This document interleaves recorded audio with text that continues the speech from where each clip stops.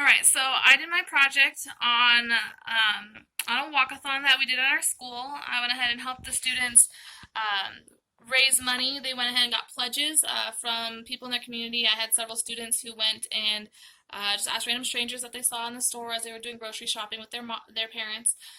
They also had students who contacted family members outside of the state, up north, and they told stories about how they called them up and they told them about their pledge and how they're trying to raise money for the school to be able to help those in the community that needed help with like food for Thanksgiving, gifts for Christmas, and stuff like that. And so they actually got pledges. They had talked about how they asked people in their churches to give money, which was really interesting. We also, the day of the walk-a-thon, I helped out for a couple of hours with the different. They did two grades at a time who came out to the field, and we had water and Gatorade for them.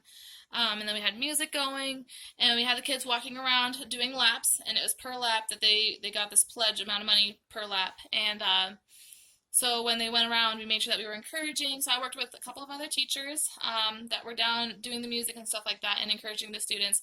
But then I was also up with a bunch of parents that were part of the PTA, but also just volunteer parents that weren't even part of the PTA, that they came out there to support their children, helping others. And so I got to hang out with them, and we did water and Gatorade, and we encouraged the students. And so it was really cool when there was no students there, like when we were waiting for the next shift of teachers, I got to talk to them and hear a little bit of stuff about what was going on in their lives. And it was very interesting. We actually had some parents who were actually going to be using the money that the PTA gave them because they didn't have any money, and so the only way that they could help out was to come and spend time at the school volunteering.